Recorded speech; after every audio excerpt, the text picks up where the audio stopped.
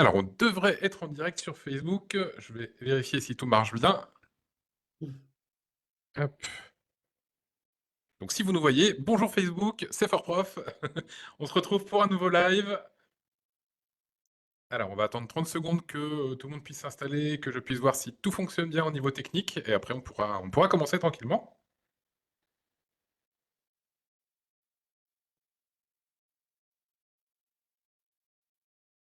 Hop, alors, normalement, vous avez le chat. N'hésitez pas à nous dire sur le chat si tout fonctionne bien.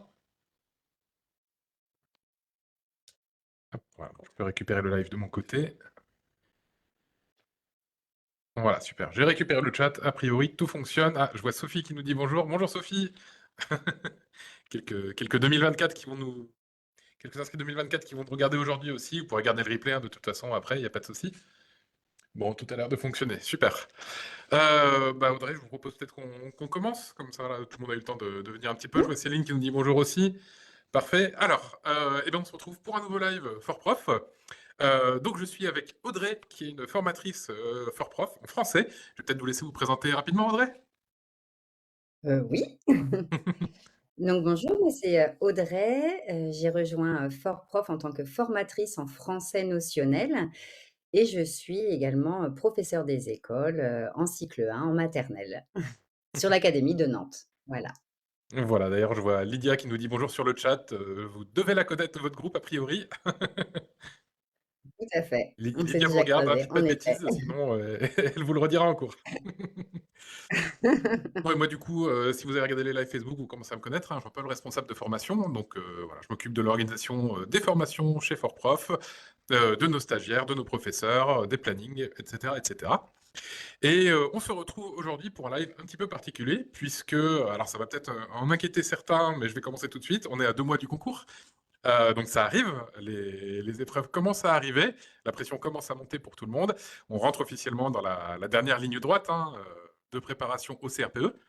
Donc je vais déjà commencer par envoyer tous nos encouragements à ceux qui préparent le CRPE. Hein. On sait que c'est long, que ça demande beaucoup de travail, c'est hyper courageux de votre part, surtout que la plupart vous êtes en reconversion avec le travail, la famille, les enfants, etc. Donc ça demande énormément d'investissement, énormément de travail et vous en sortez très très bien. Donc là, il faut garder courage, garder confiance en vous. Vous faites des progrès, même si on est dans la phase où vous ne vous rendez pas compte de vos progrès, mais vous en faites. Donc n'oubliez pas ça, gardez-le bien en tête et continuez comme ça, vous allez voir, vous allez vous en sortir. Alors aujourd'hui, maintenant, on va parler un petit peu plus concrètement. On va essayer de vous donner quelques conseils qui vont servir à tout le monde pour vos révisions. Donc que vous soyez fort profien ou non, hein, si vous nous regardez que vous n'êtes pas chez nous, il n'y a pas de souci, vous êtes les bienvenus. Peu importe votre date de début des révisions aussi, là on va essayer de vous donner une petite dizaine de conseils pratiques très concrets pour vous permettre de bien vous organiser, d'embrayer sur vos révisions de la bonne manière et d'utiliser au mieux ces 2 prochains mois. Alors, on ne va pas être sur des conseils précis, par exemple vérifier votre orthographe, etc. etc. Ça, c'est plus pour les épreuves en tant que telles. Là, on parle plutôt de l'organisation des révisions. Donc voilà, je vais commencer un petit peu et puis je vais laisser Audrey intervenir aussi et donner son expérience, puisque Audrey, avant d'être formatrice, était stagiaire chez Fortprof aussi. Donc elle a connu nos préparations et a été major de promo, je crois, il me semble, en troisième voie, c'est ça? Si je dis pas de Oui, c'est bêtises. ça, c'est ça. Voilà, donc elle s'y connaît aussi, hein, faites-lui confiance. Alors, et bien sûr, on a Yves sur le chat hein, qui peut répondre à vos questions par écrit. Donc n'hésitez pas à poser les questions. J'y répondrai en direct si je les vois, si ça défile pas trop vite. Sinon, posez vos questions par écrit, vous inquiétez pas, on vous répondra. Alors, premier conseil qu'on va vous donner pour partir sereinement sur la révision, c'est tout bête, mais vous faites peut-être partie de la team je vérifie mon matériel la veille et je me rends compte que j'ai pas de calculatrice. Donc, déjà ça, on va éviter. Commencez à prévoir votre matériel pour le concours dès maintenant. Hein. Alors, je pense surtout à la calculatrice, parce que voilà, ça va être l'indispensable. Il va falloir en acheter une si vous n'en avez pas encore. Il va peut-être me falloir en acheter deux, au cas où la première tombe en panne la veille du concours. Voilà, je pense qu'Audrey sera d'accord avec moi, ça paye d'être un petit peu paranoïaque sur le coup. Complètement, complètement. Voilà, Au cas où, faut prévoir le au cas voilà, où. on prévoit toujours le au cas où, préparez vos outils de géométrie, achetez tout ce qu'il vous faut, etc. Voilà, si jamais vous avez un petit souci de matériel 2 jours avant le concours, bah, ça peut se résoudre, mais ça fait un petit stress supplémentaire. Alors que si vous savez que tout est bon, tout est prêt depuis 2 mois, il y a juste à prendre la pochette, le sac et tout est bon, ça vous fera déjà une petite charge mentale en moins, un petit point en moins pour vous préparer. Et bah, à ce niveau des épreuves, à ce niveau de la préparation, hein, tous les petits points en moins dont on peut se relâcher, on essaye de le faire. Comme ça, au moins, on est un peu plus tranquille, un peu plus serein. Bon, alors ça, c'était, 1er conseil très, très rapide et un petit peu évident aussi, mais bon, on préfère le redire. Notre deuxième conseil, par contre, très concret pour vos révisions, ça va être de bien revoir et bien être au courant du format des épreuves et des attendus des épreuves. Donc, c'est-à-dire comment vont se présenter les épreuves, comment va se présenter, par exemple, l'épreuve de français avec sa question de réflexion, comment vous allez passer les différentes épreuves, quelles vont être les conditions. Donc pour ça, vous pouvez aller voir sur le site du ministère, hein, tout est écrit en détail. Pour les inscrits chez FortProf, je vous envoie aussi dans votre planning de travail, tout en bas de l'historique, vous avez les présentations de début d'année où on vous présente en détail chaque épreuve. Donc vous allez pouvoir, voilà, vous allez pouvoir vous y retrouver aussi. Et l'important, c'est de bien savoir à quoi on s'attend et qu'est-ce qu'on va attendre de vous. Ça vous permettra aussi de bien caler vos révisions. Je donne un exemple tout bête, hein, mais pour le français, vous savez que, enfin, si vous avez regardé nos vidéos ou les présentations officielles, vous savez que la question de réflexion, en général, c'est entre 9 et 11 points. Donc c'est une grosse, grosse partie qu'il ne faut pas négliger. Ça vous permet de cibler un peu mieux vos révisions. Je pense que Audrey, en tant que prof de français, va pouvoir nous dire que la question de réflexion, c'est quelque chose qui est assez important. À ne pas ah oui, tout à fait, à ne pas évincer. Ouais, ouais, ouais, on va en reparler un petit peu plus tard. C'est prévu. Autre chose pour un peu revoir les attendus, le format des épreuves, je pense à l'épreuve d'application, par exemple. Donc, vous savez, vous avez le choix entre l'histoire géo, la science et les arts.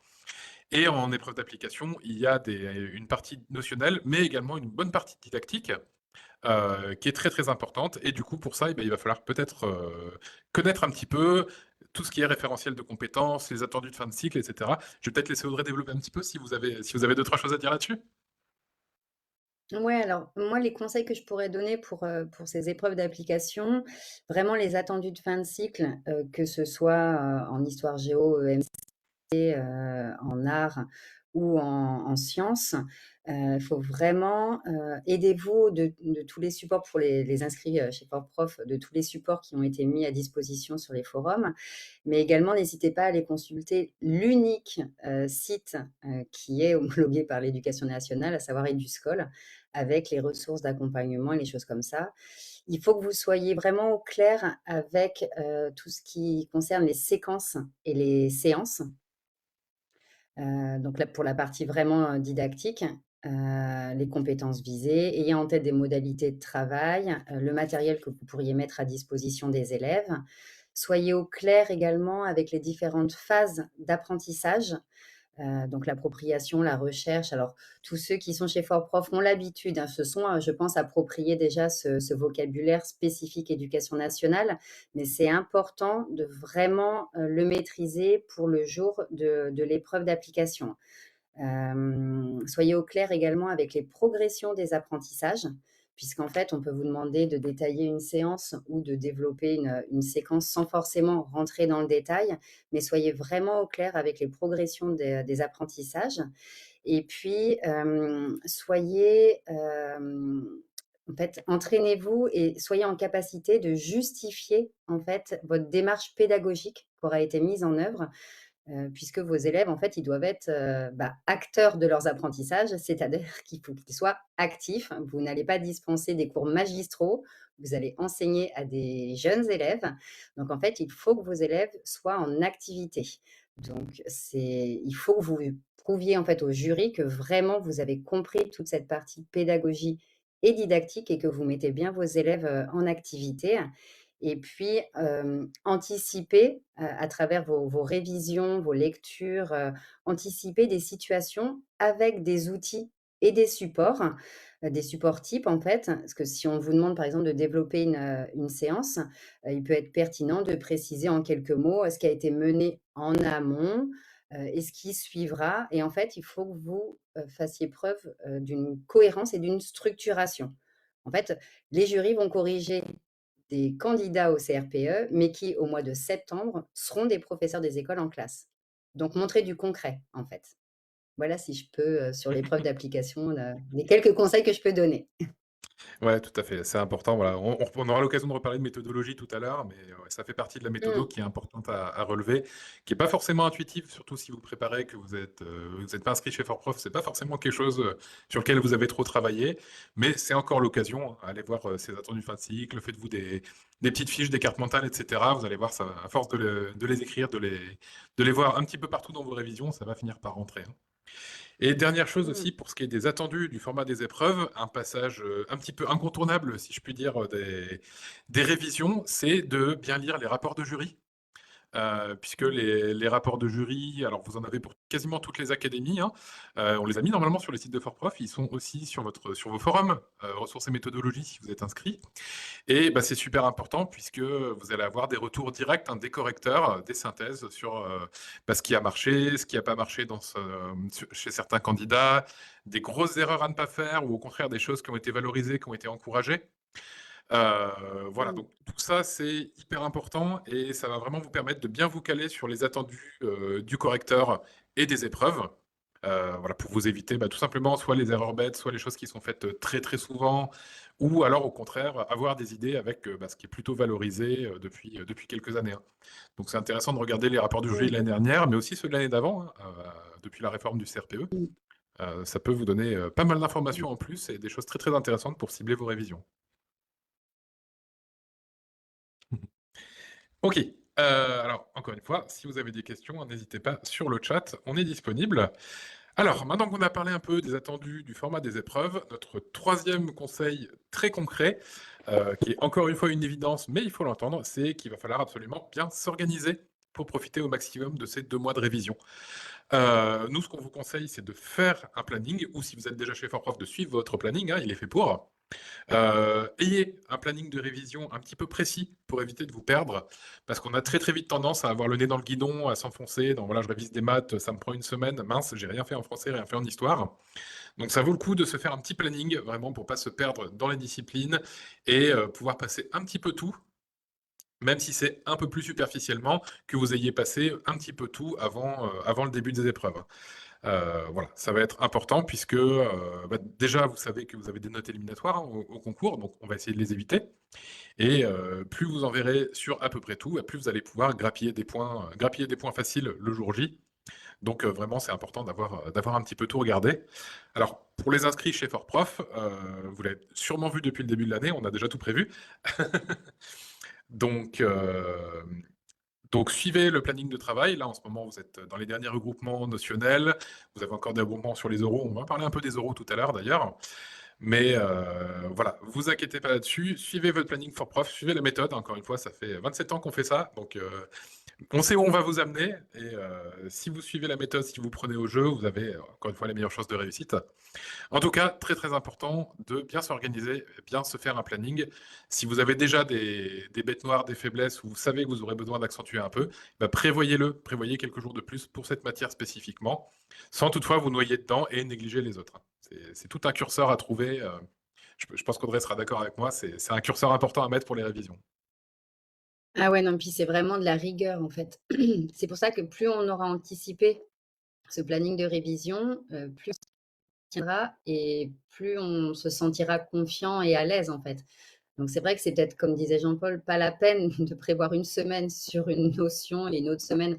Essayez même de le couper sur la demi-journée ou à la journée, de façon à ne pas vous lasser non plus d'une discipline en particulier et ça rythmera mieux vos journées, en fait. Donc la rigueur, on procrastine pas, on ne remet pas à plus tard. Non, on y va tous les jours, il faut en faire. C'est ça. Et même si vous vous rendez pas compte de vos progrès au départ, vous allez voir que ça va commencer à cliquer sur la fin, hein.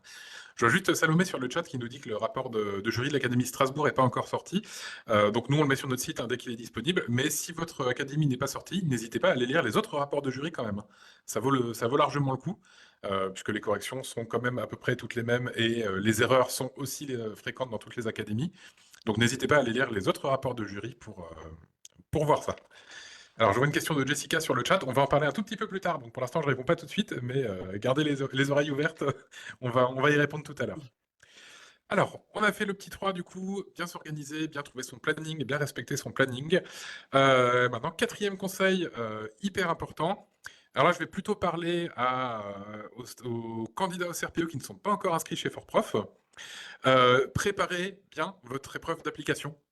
Je vous rappelle qu'en épreuve d'application, vous avez le choix entre 3 domaines, donc histoire géo, enseignement moral et civique, ou sciences et technologies, ou art, histoire des arts, éducation musicale. Concrètement, le jour J, vous allez vous asseoir à votre table, ils vont vous mettre une grosse enveloppe avec les 3 sujets, et vous allez devoir choisir celui que vous voulez faire. Si vous n'êtes pas encore sûr d'avoir choisi un thème, s'il n'y a pas de thème qui vous parle plus que l'autre, etc., vous aurez peut-être tendance à vouloir préparer les 3. Et à ce moment-là, il faudra en choisir un le jour J, donc il faudra lire tous les sujets. Sachant que c'est des sujets qui font une quinzaine de pages chacun, vous perdez au minimum 3 quarts d'heure sur les 3 heures d'épreuve rien qu'à lire vos sujets. Bien entendu, on ne vous conseille absolument pas de faire ça. On vous conseille au contraire de choisir un domaine d'application et de l'approfondir le plus possible. Vous restez sur un domaine, vous bossez le plus possible dessus. Il vaut mieux être meilleur sur un domaine que moyen sur 3. Comme ça, au moins, vous arrivez, vous avez votre sujet, vous savez directement lequel faire et vous gagnez déjà 3 quarts d'heure par rapport à tous les autres qui sont en train de lire leur sujet du début à la fin. Donc ça a l'air de rien comme ça, mais vraiment, ça peut vous sauver, je sais pas, 5-6 points sur 20 au concours, hein, tout ce temps-là que vous allez gagner. Et bien sûr, pour les inscrits chez Fortprof, nous, c'est ce qu'on vous force à faire dès le début, choisir un domaine d'application et on s'y tient de manière générale. Et ben n'hésitez pas, on en parle assez souvent, n'hésitez pas à parcourir vos forums. Vous avez des cours en épreuve écrite d'application, mais vous avez aussi des forums qui sont associés où nos référents ont donné plein d'idées pour la didactique. Et voilà, je pense qu'Audrey sera d'accord avec moi, hein. Il n'y a pas une seule façon de faire de la didactique, pas une seule façon de faire une séquence, une séance. Il y a plein de réponses possibles, donc il faut aller piocher des idées chez nos formateurs, chez vos collègues, etc. etc. Je pense qu'Audrey, vous avez eu à peu près la même expérience de votre côté. Ah oui, non, mais c'est vraiment ça, en fait. Ne soyez pas, soyez pragmatique et et pratico-pratique, en fait. Là, vous rentrez dans la posture, d'un professeur des écoles. Donc on vous demande vraiment du concret. Et il faut qu'il y ait une cohérence et quand je parlais tout à l'heure des différentes phases d'apprentissage, il faut que le correcteur identifie que vous maîtrisez ces termes et que vous êtes à l'aise avec ça et que vous ne faites pas alors même si chaque enseignant après dispose de sa liberté pédagogique, mais en plus vous allez, enfin si je parle notamment de l'épreuve d'histoire géo et de l'EMC, de toute façon vous aurez des documents supports. Vous aurez des même pour l'art, il y aura des documents supports. Donc servez-vous des documents supports, ne faites pas l'impasse là-dessus, Mhm. mais n'hésitez pas également à ajouter des petites touches plus personnelles de choses que vous auriez pu voir justement dans vos révisions, dans les cours de Fortprof et servez-vous de tous ces outils en fait, vraiment. Voilà, c'est ça. Des fois, vous allez peut-être passer sur un forum et lire une idée d'organisation de séquence de Mmh, quelqu'un. Vous allez vous dire, ah bah ça c'est une bonne idée, je vais le retenir. Et c'est peut-être ça qui fera la différence au mmh, concours. Donc, encore une fois, hein, vous n'êtes mmh. pas obligé de lire tout ce qui se fait parce qu'il y en a beaucoup. Et de toute façon, sur 1000 profs, on a 1000 façons de faire une leçon différente. Donc, Bien sûr, mmh. voilà, il va falloir construire votre propre démarche. Et ça, bah, c'est en prenant des exemples, en réfléchissant, etc. Et en lisant un petit peu ce qui se fait autour de vous, hein. Donc, il faut pas Exactement et hésiter puis à faire pour tout ça. ce qui est sciences, c'est, la démarche d'investigation et ça par contre, si vous prenez sciences, il faut être au clair là-dessus, Ouais. aussi. Ouais, ouais, tout à fait. Vous pouvez aller aussi vous renseigner sur la main à la pâte, par exemple, pour ce qui est de l'expérimentation en sciences. Voilà, après, vous avez tout le contenu qu'on vous propose. Nous, sur les forums, on vous a mis tous les liens intéressants et plein de petites synthèses intéressantes. Je sais que Monsieur Ranville sur le forum de sciences est très actif aussi, donc vous allez avoir tout ce qu'il vous faut là-dessus. Voilà, donc en tout cas, n'oubliez pas, si vous n'êtes pas inscrit chez Fortprof, focus sur un seul domaine d'application, vous faites votre choix, et pendant les 2 mois, quand vous révisez l'épreuve d'application, vous révisez qu'un seul domaine. Vous aurez le temps de maîtriser les 2 autres plus tard quand vous serez titulaire, il n'y a pas de souci. Pour le concours, on se concentre sur un seul domaine.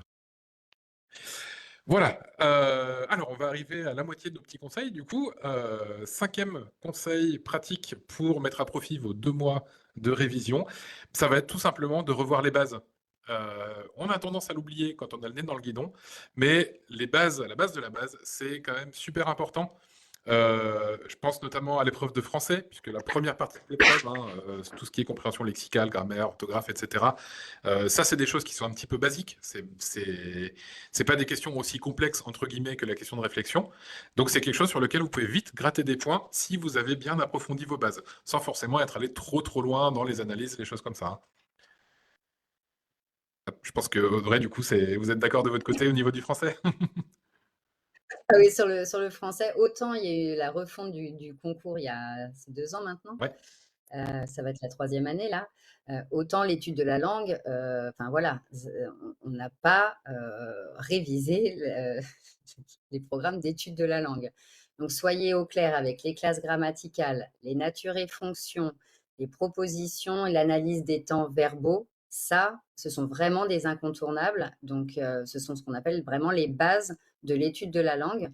Donc, soyez au clair là-dessus et soyez précis dans l'utilisation des termes linguistiques. Alors, un mot est un mot, certes, mais un mot, ça peut être un nom, ça peut être un verbe, ça peut être un adjectif, un déterminant. Donc, soyez précis avec les termes linguistiques que vous allez utiliser. Ça, c'est vraiment la base de base pour l'étude de la langue. ouais, tout à fait. Et ça vous permet de grappiller les points qui peuvent vous manquer hein, pour le concours. Tous les ans, on a des candidats qui, malheureusement, ratent les écrits à un demi, un quart de point près. Donc vraiment une petite notion de base, voilà, savoir bien noter qu'un mot est un adjectif, etc. Ça peut vous donner ce petit demi-point supplémentaire qui peut tout changer. Donc c'est vraiment important d'approfondir les bases. Et bah, bien sûr en mathématiques, hein, si vous n'avez pas les bases, vous n'irez pas bien loin malheureusement. Vous n'arriverez pas forcément à résoudre des équations un petit peu complexes si vous avez du mal avec les parenthèses, avec les divisions, etc. Donc si vous avez une matière qui est votre bête noire, entre guillemets, concentrez-vous vraiment sur les bases, puisque c'est là que vous allez pouvoir gagner des points rapidement. Et c'est là où vous allez pouvoir aussi vous assurer d'avoir une note supérieure à la note éliminatoire, hein. C'est quand même important de le passer. Alors tous les ans, on a des candidats qui passent juste au-dessus de la note éliminatoire dans leur bête noire et après qui cartonnent sur les deux autres matières et qui réussissent à avoir le concours. Donc si c'est votre cas, bah, c'est parfait, hein. Si ça marche comme ça, on est bon. Par contre, c'est vraiment important de bien revoir les bases, même pour la matière où ça va pas trop, pour vous assurer d'avoir cette note supérieure à 5 et de ne pas être éliminé directement, quitte à cartonner sur les deux autres matières. Donc les bases, très important, si vous avez une chose à faire, et si vous n'avez pas trop le temps de tout approfondir, on revoit les bases un petit peu partout. Ok, alors maintenant je vais peut-être un peu plus laisser la place à Audrey, puisqu'on va passer sur notre sixième conseil, et ça va être de développer un petit peu sa culture littéraire. La culture Mmh. littéraire, elle est indispensable hein, pour la question de réflexion en français, la troisième partie de l'épreuve. Donc cette question de réflexion, elle a une méthodologie très particulière et des attendus très particuliers. Et là, je vais peut-être laisser la parole à Audrey qui s'y connaît un petit peu plus que moi en français pour développer un peu là-dessus. Je vais essayer, hein. Alors pour tous les inscrits, Fort Prof, vous avez accès à des fiches de lecture partagées. Donc n'hésitez pas, à aller les lire, à vous en imprégner de façon à mettre en face du titre d'une œuvre littéraire un peu le résumé, de savoir de quoi ça parle, de façon à ce que le jour J, par rapport à la thématique du sujet, vous ayez accès à des références. Pareil, je crois qu'une bibliographie, en fonction des thématiques est mise en ligne aussi sur l'intranet, je pense. Oui, tout à fait. On a mis le Hem, corpus de mmh, texte thématique, donc un gros document de 300 pages où il y a, bon, bien sûr, on ne l'apprend pas par cœur, hein. Je vous arrête tout de suite. non, Mais voilà, non. c'est classé par thème. C'est bien pour récupérer quelques références littéraires sur un thème précis. Mmh. Et d'ailleurs, on a ouvert ce matin même un nouveau forum pour les inscrits où vous pouvez échanger un peu plus avant sur la culture littéraire, vous résumer le corpus, etc. Travailler ensemble et vous partager vos références. Donc n'hésitez pas à y aller si vous êtes déjà chez nous. Donc on parle aussi, enfin, la culture littéraire, c'est une chose, je dirais, oui, indispensable, mais on parle de la culture en général. Donc n'hésitez pas, à faire appel aussi à des références d'œuvres cinématographiques, des références d'art de peintres, de sculptures, tout ça, ça rentre également dans la culture. Ce qu'on attend de vous aussi, c'est une culture générale. Donc, une culture artistique, une culture générale, donc la culture littéraire en fait partie, mais il n'y a pas non plus que les œuvres littéraires.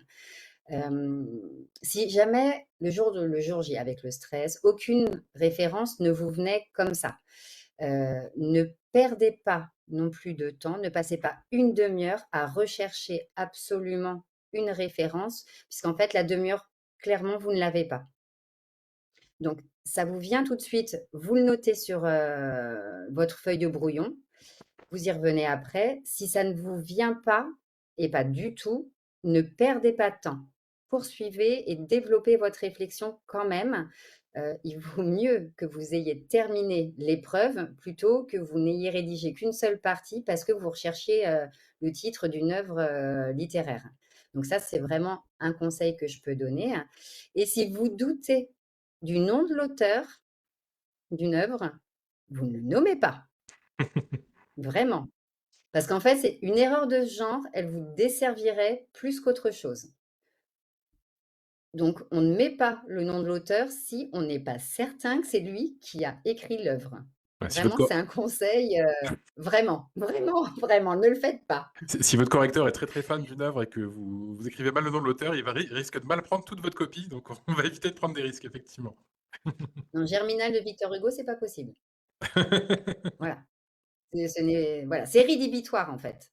Ouais, Vraiment, ouais. le correcteur, pour le coup, il vaut mieux à la limite qu'il y ait pas de référence plutôt qu'une erreur, ce que j'appelle les erreurs vraiment là, pour le coup, mmh, énormes de culture littéraire, vaut mieux rien mettre. Vraiment, Ouais. c'est un conseil. Les erreurs énormes, mais Après, qui il sont faut faciles à vraiment, faire avec le stress au milieu de l'épreuve, mais c'est facile oui, de avec le confondre. stress forcément, donc et d'où l'importance de se relire aussi.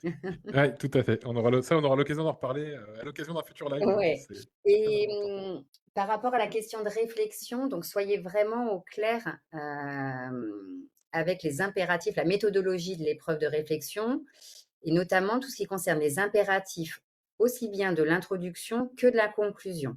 Voilà, je pense que chaque professeur de français, vous l'a répété, au cours des différents regroupements pour les inscrits, Fort Prof, mais c'est présentation de l'œuvre, annonce du thème, éventuellement vous le placez dans un contexte historique, mise aux reformulations de la problématique et l'annonce du plan. Votre introduction, en fait, elle compte un certain nombre de points. C'est très important puisqu'en fait, elle doit refléter votre questionnement et la structuration de votre réflexion. D'où le fait que l'introduction compte pour beaucoup de points. On attend d'un PE qu'il dispense un enseignement en français, un enseignement structuré et cohérent. Soyez structuré et cohérent, vraiment. Et pour la conclusion, c'est pareil. La conclusion, reprenez les impératifs de la conclusion. Elle doit être concise, elle doit répondre au sujet et quand ça c'est possible, faites une petite ouverture vers l'école. Vous vous destinez à être professeur des écoles, un petit clin d'œil vers l'école, c'est toujours bien vu. Ouais, tout à fait. Mais quand c'est possible. Si vraiment c'est pas possible, que vous ne trouvez pas d'ouverture, ne mettez rien, mais si c'est possible, n'hésitez pas. Tout à fait, ouais. Je vois Faiza sur le chat qui nous demande, si on met pas de références littéraires dans le développement, est-ce qu'on perd beaucoup de points? Alors effectivement, on va perdre des points, mais si vous mettez beaucoup de références littéraires, mais que la méthode n'est pas respectée et que vous respectez pas les attendus de l'épreuve, vous allez en perdre encore plus. Donc, on met plutôt le Mmh. curseur vers le respect de la méthode, et si vous avez un peu moins de références littéraires, voilà, c'est pas forcément très grave. Pour finir sur ce petit conseil-là, je vais redonner un exemple que j'aime beaucoup. L'année dernière, il y a un des formateurs Fort Prof qui est correcteur donc au CRPE et qui me disait, bah voilà, l'année dernière, j'ai mis un point pour quelqu'un qui m'a fait une référence, qui m'a placé les Schtroumpfs dans son épreuve de français. C'est une référence rigolote, pertinente. Si c'est pertinent, ça passe. Donc comme quoi, c'est pas obligé Mmh. d'être voilà, des romans de 1500 pages d'il y a 2-3 siècles que vous ne connaissez pas forcément, hein. Toute référence culturelle, tant qu'elle est pertinente, peut largement passer si elle est placée dans le bon contexte. Exact, tout à fait. Voilà.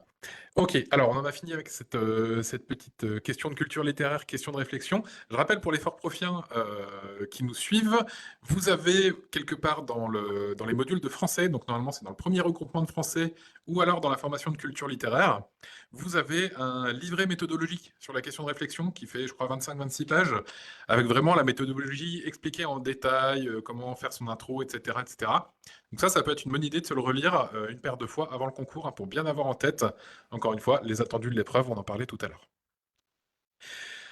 Voilà, on arrive au conseil numéro 7. Là, ça va être un peu plus ma partie puisqu'on va parler un peu de maths. Un des conseils principaux qu'on peut vous donner en maths pour mettre à profit vos 2 mois, en plus de réviser les bases, c'est absolument, il faut vous réconcilier avec Scratch. Donc, si vous n'êtes pas au courant, Scratch, c'est un petit logiciel qui vous permet de faire des programmes, des algorithmes, et c'est, heureusement ou malheureusement, selon votre préférence, quelque chose qui tombe au CRPE absolument tous les ans depuis au moins 2017-2018. Tous les ans, pour tous les groupements, tous les sujets, il y a au moins un exercice qui utilise Scratch. Donc c'est pas forcément quelque chose qui est le plus évident à comprendre, un Scratch quand on s'y lance, surtout si ça fait quelques années que vous êtes sorti de l'école. Mais c'est quelque chose qui s'apprend déjà avec la pratique et c'est quelque chose qui peut vraiment vous apporter facilement 3-4 points sur 20 à l'épreuve de maths. Donc il va falloir absolument essayer de se réconcilier avec ça. Le mieux, c'est la pratique, hein. Si vous n'êtes pas inscrit chez ForProf, vous lancez Scratch, vous tapez Scratch dans Google, vous allez tomber sur le site du MIT, je crois, et vous pouvez essayer directement avec les annales du CRPE, essayer de faire des programmes, etc. Si vous êtes inscrit chez ForProf, on vous a mis plein de petites vidéos dans la remise à niveau sur Scratch qui analysent des algorithmes, qui vous montrent comment en faire, etc. On a fait tout un cours aussi de soutien l'été dernier sur Scratch, donc je crois qu'il y a 1 heure et demie de vidéo uniquement consacrée à ça. Donc vraiment, allez-y, regardez-les et pratiquez. Essayez en même temps que vous voyez les vidéos, que vous voyez la remise à niveau. Essayez de faire les choses en même temps de votre côté pour vous familiariser avec le logiciel, pour apprendre à le faire petit à petit. Et je vois Salomé qui demande comment maîtriser Scratch, surtout en géométrie. Bah, encore une fois, c'est la pratique. Vous trouvez dans nos sujets et dans les annales les exercices de Scratch géométrie et vous essayez de refaire les algorithmes, voir comment ils se comportent si vous modifiez tel ou tel point, si vous modifiez tel ou tel angle. Vous allez vous dire, ah bah oui, c'est un triangle, donc triangle équilatéral, je suis obligé de mettre 60 degrés. Si je modifie, ça va plus être un triangle, etc. Donc tout ça, c'est des points très logiques que vous allez avoir petit à petit en pratique en Scratch.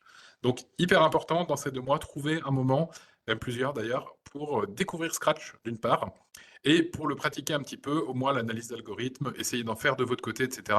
Ça peut vous apporter que des points bonus au concours. Et en plus de Scratch, on a très souvent aussi du tableur maintenant qui revient en concours. Donc, c'est bien d'être un petit peu familiarisé aussi avec le tableur, hein, Excel, OpenOffice, etc. Donc voilà, on vous demandez des petites formules, formules de moyenne, des adressages, étendre des choses, etc.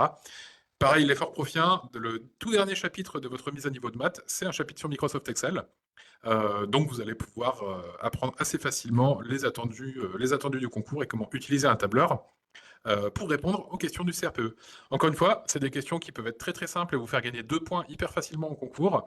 Mais si vous ne savez pas, bah, ces 2 points, vous êtes sûr de ne pas les avoir. Donc ça vaut le coup de préparer un petit peu pour assurer au moins le minimum. Voilà, donc ça c'était le point numéro 7, se réconcilier avec Scratch pour les maths. Ensuite, 8e conseil pratique pour mettre à profit vos 2 mois de révision, bah, tout simplement, ça va être de travailler avec des sujets et des corrigés. Si vous n'êtes pas chez ForProf, vous allez pouvoir trouver ce qu'il vous faut. Si vous êtes déjà chez ForProf, vous travaillez toute l'année depuis votre inscription avec des sujets et des corrigés. Donc, normalement, vous devriez avoir tout ce qu'il vous faut. Sur les forums, vous avez aussi les annales du CRPE, donc quelques anciens sujets avec quelques corrigés. Donc voilà, c'est la meilleure expérience possible de travailler avec des sujets et des corrigés. Si vous travaillez avec des petits exercices type remise à niveau, des cahiers de vacances, des choses comme ça, c'est bien pour vous former, mais c'est pas au niveau du concours et c'est pas de la forme du concours. Donc vraiment, meilleure expérience possible de travailler avec des sujets, de regarder le corrigé. Il ne faut pas hésiter non plus à utiliser le corrigé comme un outil d'apprentissage. Alors, je pense que Audrey pourra peut-être confirmer pour le français, mais en tout cas, moi, c'est sûr pour les maths. Le corrigé, Oui. c'est très très utile si vous n'avez pas trop le temps. Vous essayez votre exercice avec le corrigé à côté. L'important, c'est pas d'avoir la bonne réponse, c'est de comprendre par où le correcteur est passé pour trouver la réponse. Si vous comprenez la logique qu'il y a derrière, alors vous aurez juste. Je pense que pour le français, on ne doit pas être bien différent pour la question de réflexion. Non, c'est exactement ça. Bah, ça reprend en fait, ça rejoint le conseil concernant les bases. C'est ça et en fait, plus vous en ferez et plus vous vous sentirez à l'aise, mieux vous comprendrez parce qu'en fait, d'apprendre par cœur ne suffit pas. Il faut que vous compreniez ce que vous faites, en fait. Oui, Vous tout à fait. pourrez apprendre par cœur, si vous ne comprenez pas, vous n'arriverez pas à réinvestir, en fait, et à transférer le jour du concours. Il faut vraiment que vous compreniez les notions et il y a que l'acharnement des exercices avec les corrigés à côté de vous, hein, qui vous permettront en fait d'automatiser, d'avoir des réflexes et en fait, vous serez plus à l'aise, vous gagnerez du temps surtout et on sait que le temps, 3 heures d'épreuve, pas négligeable. Voilà. Donc en fait, chaque minute compte comme chaque quart de point compte. Ouais. Donc entraînez-vous, entraînez-vous, entraînez-vous. Mmh. Ouais, tout à fait. Il s'agit de pas seulement de connaître, mais de mettre du sens à ce qu'on fait, à ce qu'on répond Mmh. et ça rejoint ce qu'on disait sur la didactique, hein. Pareil, on peut connaître par cœur 1000 façons de Mmh. faire une séquence, mais si on n'a pas compris comment ça marchait, on n'aura pas les points en didactique. Mmh. Donc voilà, c'est Ouais. c'est vraiment important de mettre du sens dans ce que vous faites et la meilleure façon pour nous, bah, c'est de travailler avec des sujets et des corrigés. Donc je vois Jessica sur le chat qui nous demande si on conseille de réaliser des annales en plus des devoirs réalisés avec FortProf. Alors nous, chez FortProf, on vous propose plein de sujets, hein, inédits avec des corrigés. On vous conseille déjà de faire cela en priorité et après, si vous avez un petit peu de temps, n'hésitez pas à aller vers les annales, effectivement, vous allez les trouver sur les forums. Si vous faites des annales, faites jusque 2022, pas avant, puisqu'avant, les épreuves de maths et de français étaient un petit peu différentes, il y avait un petit peu de didactique, etc. Là, maintenant, il n'y en a plus. Donc, concentrez-vous plutôt sur les annales depuis 2022. Et si vous avez vraiment un petit peu de temps, que vous voulez faire deux, trois exercices, d'autres annales un peu plus anciennes, si ça porte uniquement sur du notionnel, bah, ça peut vous aider un petit peu, hein, des petits exercices de compréhension du langage, etc. Ça va pas beaucoup changer, comme le disait Audrey tout Mmh. à l'heure. Donc ça peut Mmh. être bien aussi si vous avez le temps. Si vous êtes un petit peu pressé par le temps, par vos révisions, concentrez-vous sur les exercices qu'on vous donne et sur, les sujets et les corrigés du début d'année. Ça va être important de les voir aussi, vous les avez peut-être déjà faits. C'est bien de les revoir pour justement se réimprégner des choses, se dire: «Ah bah, finalement j'ai compris, je vois que j'ai progressé, c'est plus simple» et cetera. Déjà, ça va vous mettre un peu plus le moral, ça va vous mettre le moral au beau fixe pour la suite des révisions. Et vous allez bien comprendre vos progrès et puis il y a des choses que vous avez peut-être pas compris qui vont se débloquer aussi, avec ce que vous avez fait pendant le reste de l'année. Donc voilà et pour ce qui est des sujets et des corrigés, alors première chose, si vous n'êtes pas inscrit chez FortProf et que vous souhaitez travailler avec des sujets et des corrigés un petit peu inédits, un petit peu originaux, on vous propose aussi des concours blancs, nous de notre côté, hein, des entraînements en situation de concours. Donc faut pas hésiter à aller voir sur notre site internet ou à nous appeler carrément, à appeler nos conseillers en formation au téléphone, elles vont pouvoir vous aiguiller. Mais concrètement, on vous propose des sujets qui sont inédits, qui ont été conçus par nos concepteurs, et pour chaque sujet que vous allez faire, vous allez l'envoyer à un professeur et vous allez avoir 3 corrections. Vous allez avoir un corrigé type complet par écrit, vous allez avoir le professeur qui corrige votre copie et votre professeur va vous envoyer aussi un commentaire vocal de 10 minutes, sur votre copie. Ce qui a été, ce qui n'a pas été, comment vous améliorer, des conseils et cetera.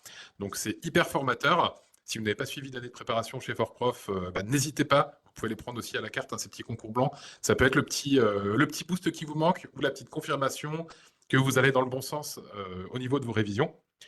Donc voilà, il ne faut pas hésiter à nous contacter là-dessus. On vous aiguillera vers la formule qui sera le mieux pour vous. Bien sûr, si vous êtes déjà chez FortProf, vous êtes en train normalement de faire les entraînements, de faire les concours blancs. Bon courage pour ceux qui ont commencé. Les deuxièmes entraînements d'épreuves d'application, ça commence samedi, donc bon courage aussi voilà, pour les prochains. Et alors, dernière chose que je voulais vous dire aussi pour ce qui est des sujets et des corrigés, et ça, c'est quelque chose qui est important quand on travaille un sujet CRPE, que ça soit un entraînement, que ça soit une annale ou que ça soit le jour J du concours. Prenez le temps de bien lire les questions. Je vais beaucoup insister là-dessus. C'est hyper simple de perdre la moitié des points parce qu'on ne lit pas totalement une question. Voilà, donc Audrey pourra nous dire tout à l'heure pour le français. Pour les maths, bah, une question qui demande, je sais pas, de créer deux fonctions. Vous lisez ça vite, vous en créez qu'une seule, vous avez perdu la moitié des points. Et là, alors que ça vous aurait pris une demi-seconde à vous dire attention, je me note ici, on attend deux réponses. Donc vraiment, lisez bien bien les questions. Peut-être qu'Audrey, vous avez des exemples aussi pour le français? Ah bah oui, enfin c'est on vous demande 4 synonymes, bah c'est pas 3, c'est pas 5, c'est 4. Donc en fait, ayez une lecture fine des consignes. Alors moi, ce que je conseille, c'est vraiment de prendre connaissance de l'ensemble des questions. Lisez toutes les questions, ce qui évitera également, à certains candidats de répondre des questions qui sont posées plus loin dans le devoir, en Oui, fait. tout à fait. Ça, c'est arrivé où en fait on s'emballe, on sait tellement de choses, on veut tout mettre de peur d'oublier, donc en fait on répond, mais sauf qu'on répond aux questions qui suivent et en fait, si vous mettez, pour la réponse numéro 4, bah, voir, ci-dessus parce que j'ai déjà répondu, là le correcteur il va pas du tout aimer. Emballez-vous sur vos Donc brouillons. oui, ah oui, mais vraiment, mais prenez connaissance de l'ensemble des questions et ayez une lecture fine des consignes. analyser, donner la nature, la fonction, OK. Si c'est que la nature, c'est que la nature, on ne parle pas de fonction. Si c'est que la fonction, c'est que la fonction, on ne parle pas de nature. Lisez vraiment les consignes. Ouais, tout à fait. Surtout que, voilà, si vous Mmh. répondez la nature et la fonction alors qu'on vous demande que la nature, j'imagine que le correcteur peut s'imaginer, bah, ce candidat ne sait pas faire la différence entre les 2. Il m'a mis les 2 pour me bluffer, mais Oui, je vais pas lui non mais donner les oui, points. ça desservira le candidat de Ouais, toute façon, c'est sûr. Et ouais, tout à puis alors fait. je sais pas, là, Jean-Paul, c'est plus vous sur les maths, mais pour le français, c'est de respecter aussi l'ordre des parties du français. C'est-à-dire qu'on commence par l'étude de la langue. Alors on commence par lire et relire le texte support. Ensuite, on enchaîne sur l'étude de la langue, puis le lexique et la réflexion. Les questions de lexique, elles ne sont jamais fortuites. Elles ne sont pas là par hasard. Normalement, elles vous aiguillent pour la rédaction de votre réflexion. Donc en fait, essayez, vraiment de respecter cet ordre, étude de la langue, lexique et ensuite on termine par la réflexion. Ouais, ouais, tout à fait. Il faut vraiment rester dans l'ordre. Alors pour les maths, c'est un petit peu différent puisque vous allez avoir des exercices qui sont indépendants.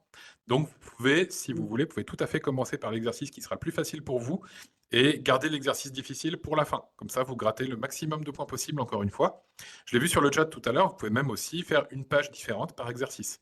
Ça, il y a pas de problème pour ça. La seule chose que le correcteur va pas aimer, c'est que si vous faites vos exercices dans le désordre et que c'est pas forcément mal marqué, vous commencez l'exercice 1 petit a, vous enchaînez l'exercice 2, vous faites l'exercice 1 petit b, etc. Ça va pas plaire. Le correcteur va devoir prendre beaucoup plus de temps sur votre copie. Vous allez perdre beaucoup plus de points. Donc, on va éviter de faire ça. Si vous avez besoin de prendre une page par exercice, une page différente, il n'y a pas de souci. Si vous voulez faire les exercices dans un ordre différent, il n'y a pas de souci non plus tant que c'est bien indiqué. Tant que vous mettez bien le numéro de l'exercice, bien les questions, etc. Ça, pas de souci. Par contre, quand vous êtes à l'intérieur d'un exercice, comme disait Audrey, c'est important de lire tout du début à la fin, puisque très souvent en maths, vous avez parfois la réponse à votre question qui est marquée juste en dessous dans la question d'après, ou au moins un indice qui va vous permettre de réfléchir, qui va vous permettre un peu d'élucider quelque chose qui vous manque. Donc, très très important voilà, de bien lire tout son exercice et je dirais même de classer vos exercices avant de commencer. Voilà, l'exercice le plus facile pour moi, celui qui va m'apporter le plus de points potentiellement, c'est celui par lequel je commence. Les autres, on verra après. On aura l'occasion aussi d'en reparler un peu plus en détail. Alors, on a terminé avec ce petit conseil sur les sujets, les corrigés. On en est au 9 maintenant, on arrive sur la fin. Et on va arriver un peu sur la fin des écrits, puisque notre neuvième conseil pratique pour les révisions, c'est qu'il faut absolument, et on va insister dessus aussi, il faut absolument vous garder du temps pour les oraux. Alors, je sais que les écrits, ça commence à urger. Vous commencez à ressentir tous la pression du français, des maths, de l'épreuve d'application. Mais il faut absolument, et nous, on vous encourage à ne pas négliger les oraux. Je le vois encore hein, dans les mails qu'on reçoit, nous, à la scolarité. J'ai un petit peu de mal, je comprends pas pourquoi on travaille les oraux maintenant alors que les écrits arrivent, etc. Vous avez tout simplement certaines académies où vous allez avoir les résultats fin avril et les oraux mi-mai.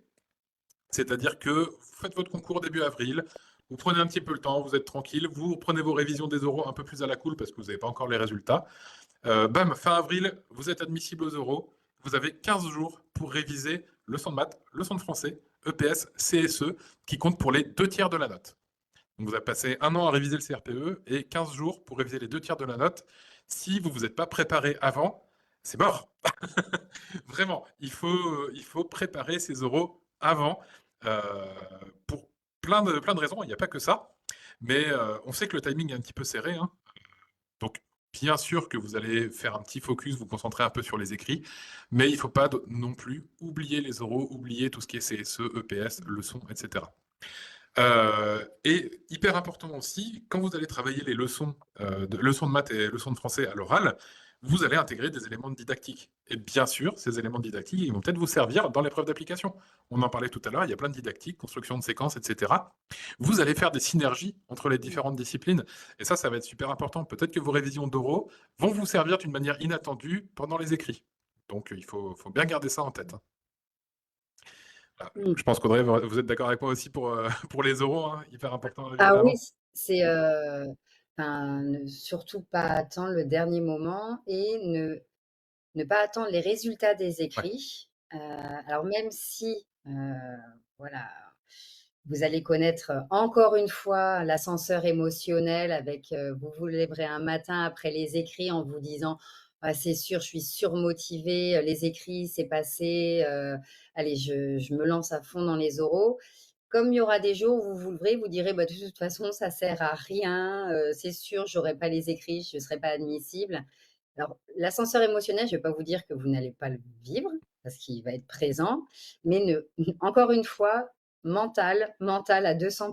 Ne lâchez rien et focalisez-vous sur les oraux.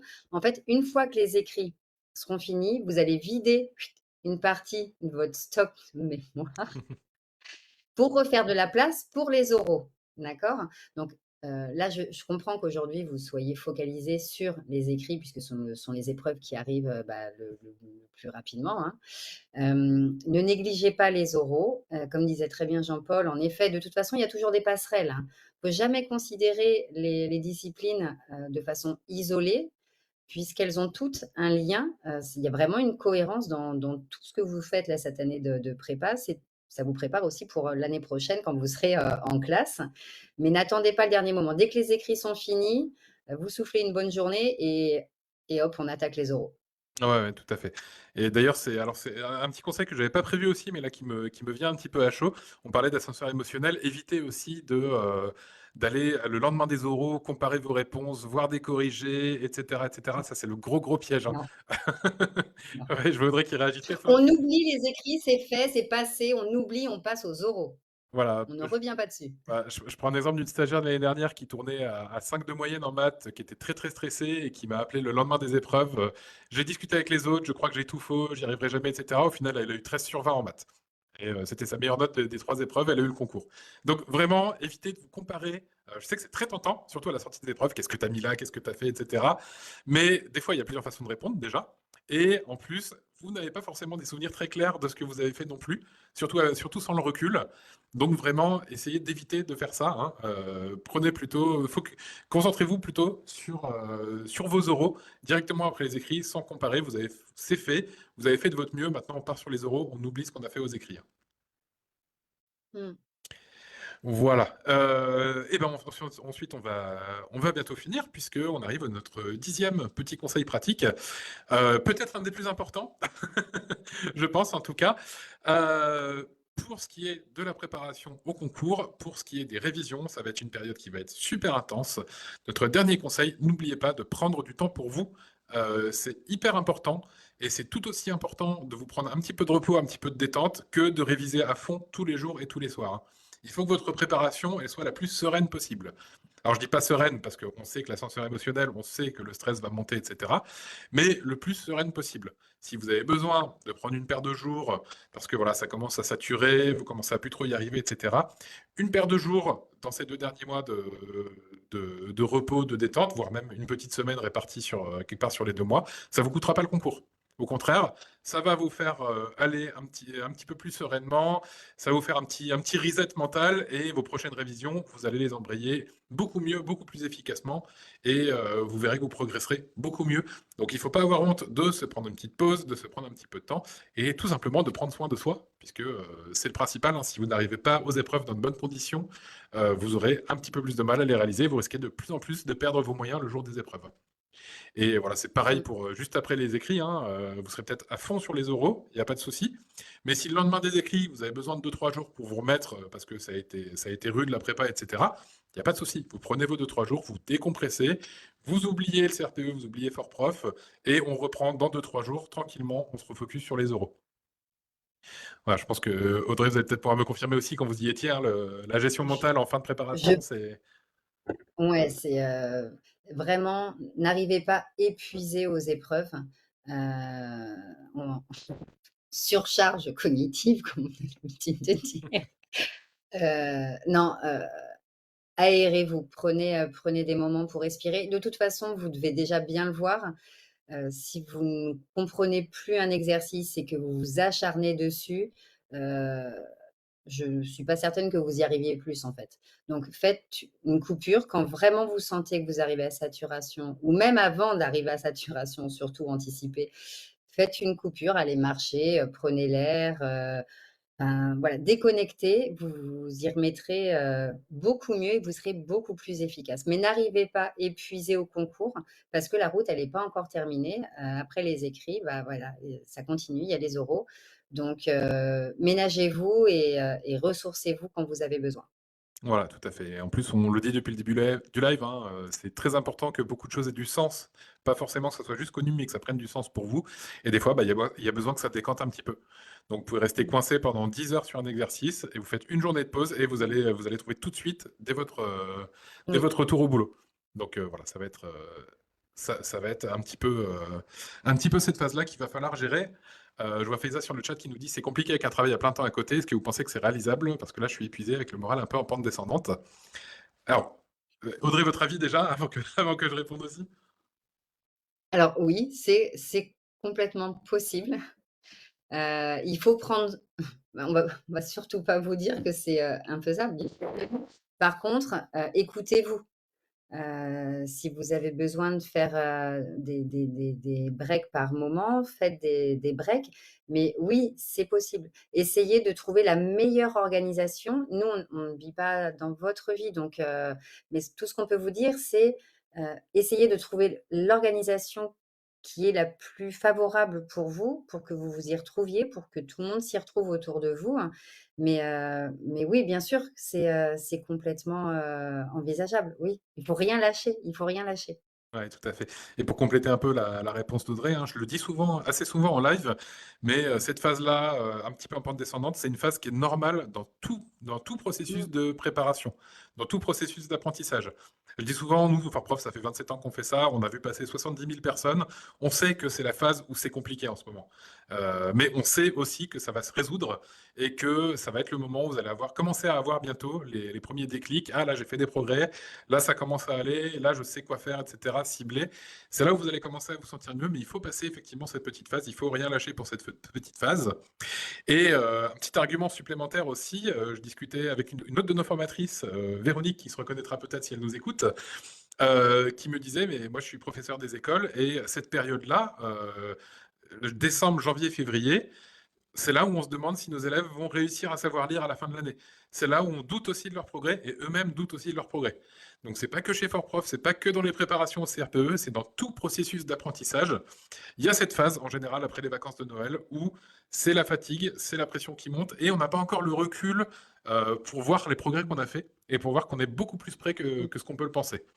Donc c'est pour ça qu'on vous encourage tout mmh. le temps à rien lâcher, hein, parce que ça, vous pouvez pas forcément vous en rendre compte pour le moment, mais nous, on sait que ça fonctionne comme ça, et on a un petit peu plus de recul, donc on se rend compte que ça commence à marcher chez vous, hein.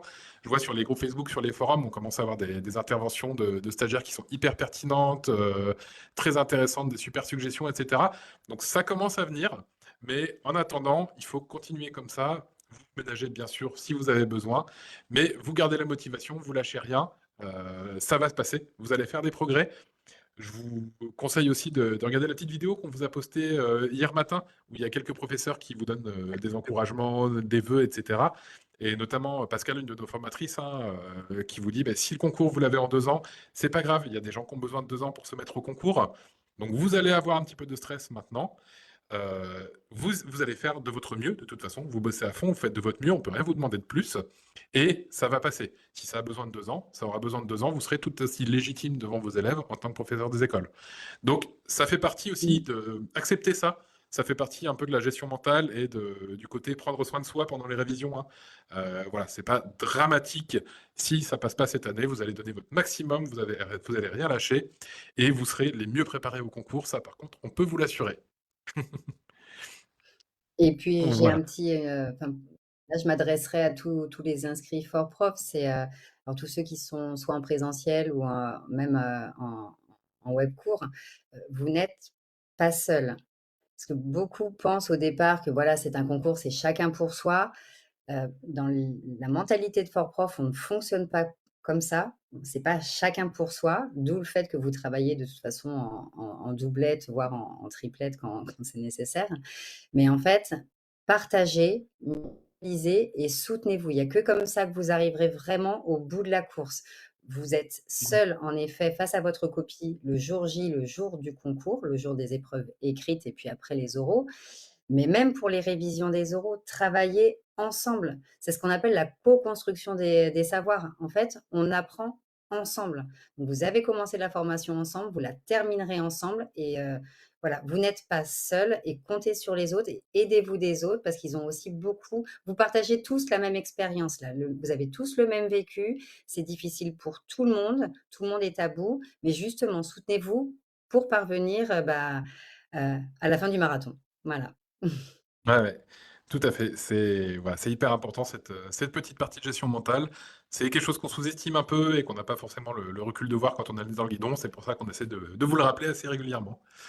Et voilà, je pense qu'on en a terminé avec nos 10 petits conseils pratiques pour vous aider pour les révisions. On va peut-être rester 2-3 petites minutes en live, voir si vous avez des questions sur le chat. Alors, on a répondu à la plupart et j'ai vu mes collègues en bas qui répondaient par écrit aussi au reste des questions. Donc, a priori, on est bon. En tout cas, si vous en avez, n'hésitez pas à les poser. Si vous êtes inscrit chez ForProf, n'hésitez pas à poser vos questions aussi sur le forum ou à envoyer un petit mail à vos responsables de formation. On est encore là pour ça. Et sinon, si vous n'êtes pas chez ForProf, que vous êtes intéressé par des petits concours blancs pour vous entraîner, des petites mises en situation d'oral, voilà, pour vous entraîner à l'oral, voir un petit peu, faire une petite prestation, avoir un retour de prof sur ce que vous voudriez à l'oral et sur de quelle façon vous devriez cibler vos révisions, il ne faut pas hésiter, vous allez sur notre site internet, vous nous contactez, on a nos conseillers en formation qui sont toujours dispo. Donc voilà, n'hésitez pas là-dessus, on est là pour vous, que vous soyez chez ForProf ou que vous soyez en dehors de chez ForProf. Et je vais répondre à une petite dernière question. Ah bah ça, c'est une petite question commence à arriver. On va rester encore 2 minutes. Il y a Aurélie qui nous demande pour les oraux de leçon, est-ce qu'il faut connaître les programmes par cœur? Alors, je vous rassure, on a des profs qui sont titulaires depuis 10 ans qui ne connaissent pas les programmes par cœur.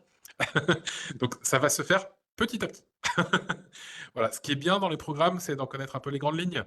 Si vous faites une petite fiche avec voilà, les grandes lignes des programmes, les grands titres, c'est pas mal, mais n'essayez pas d'apprendre par cœur les 250 pages de programme et du SCOL. Ça, vous aurez le temps de le faire après le concours.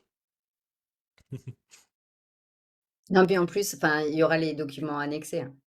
Ouais, tout à Il y fait. Vous aura aurez les les, petits documents, voilà, il y vous aura aurez des les supports. compétences et mmh. Ouais, bien sûr. Hop, alors, je vois Salomé qui demande des conseils pour réussir l'épreuve de maths quand on est en panique et qu'on galère. Et ben oui, effectivement. Alors, dans votre module d'introduction à la mise à niveau de maths, normalement, il y a une vidéo bonus où j'avais décrypté un petit peu un sujet de maths en début d'année et je vous donnais une petite méthodologie pour trier un peu un exercice, trier un sujet du plus facile au plus difficile, annoter ses questions, etc. Ça vous permet déjà de prendre un peu de recul sur l'épreuve. Et ça vous permet d'identifier là où vous allez pouvoir gratter des points au plus vite. Comme ça vous permettra d'un petit peu moins galérer et ça vous laissera un peu plus de temps pour les points qui sont un peu plus compliqués. Voilà, pour les attendus, Aurélie, de fin de cycle, du coup, pareil, on va vous conseiller de faire des petites fiches, des cartes mentales, des choses comme ça, hein, c'est hyper intéressant. Alors, on en propose quelques-unes sur les forums. Si vous voulez faire vos fiches aussi, bah, on vous l'encourage parce que c'est en écrivant vos petites fiches forcément que vous allez les apprendre.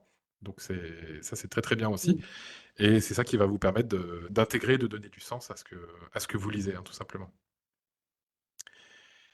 Euh, voilà. Alors Sophie qui nous dit, avez-vous des astuces pour apprendre par cœur? Alors j'ai vu que sur le chat, Lydie répondait, comprendre c'est mieux parce qu'apprendre par cœur, c'est pas forcément le top.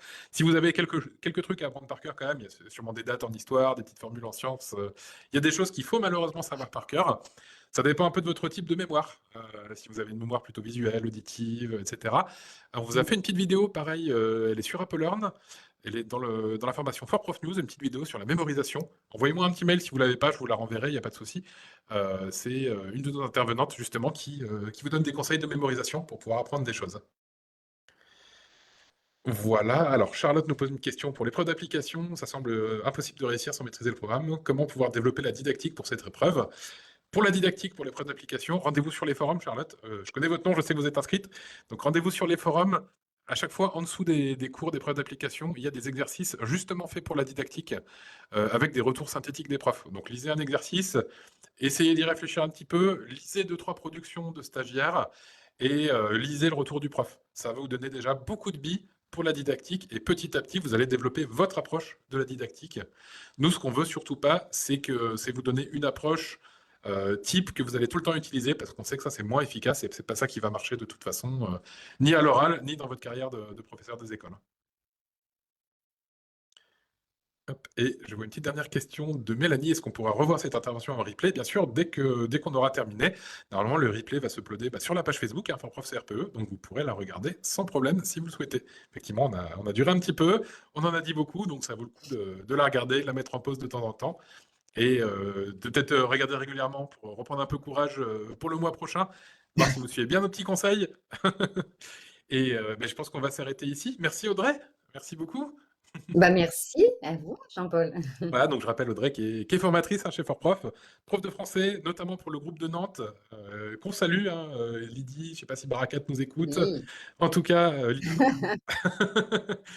Voilà, on leur passe le bonjour, on passe le bonjour à tout le monde aussi, toute la promo, et ceux qui vont peut-être bientôt nous rejoindre voilà, pour des petits concours blancs, des petits entraînements aux oraux. Encore une fois, n'hésitez pas, on vous accueille, on vous aide, et nos formateurs sont là pour vraiment vous aider.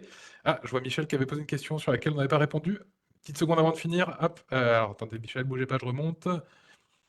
Y a-t-il une grille de correction de la question de réflexion? Alors, allez voir dans le livret méthodo. Normalement, il y a toutes les infos. Et sinon, pareil, n'hésitez pas à poser la question à votre professeur de français. Je sais qu'on leur donne les barèmes de correction, des feuilles de route, etc. Donc, votre prof de français pourra vous expliquer, vous donner un peu plus d'infos aussi. Voilà, eh ben, merci beaucoup Audrey, merci au public, vous avez été nombreux, il y a eu Merci. beaucoup de questions. On vous remercie de votre attention et on se retrouve à l'issue d'un prochain live. Bonne révision pour tout le monde, en tout cas, bon courage pour le CRPE. N'oubliez pas, prenez un peu soin de vous, faites vos plans de révision et vous allez voir, vous allez petit à petit vous en sortir. N'oubliez pas que la période où on stresse un petit peu, c'est un passage et c'est un passage obligé pour toutes les formations, hein. Donc on s'inquiète pas, on lâche rien et on y va. Allez, merci beaucoup, je coupe le live, bonne fin de journée. Bonne Au révision à tout revoir. le monde. Au revoir.